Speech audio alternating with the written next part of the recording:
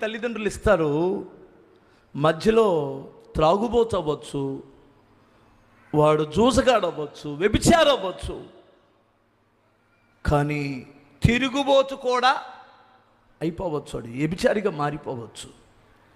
ఆ తల్లికున్న గొప్ప సహనం ఏమిటంటే భరిస్తూ తనతో కాపురం చేసిద్ది ఆ మహాతల్లి.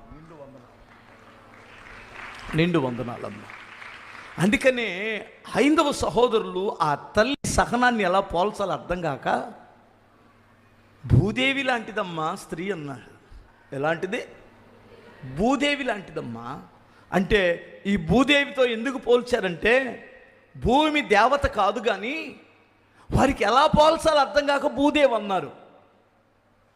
భూమి మీద మంచివారిని భరిస్తుంది, చెడ్డవారిని భరిస్తుంది, ఏ స్థితిలో ఉన్నటువంటి వారినైనా భరించే తల్లే భూదేవి లాంటిది.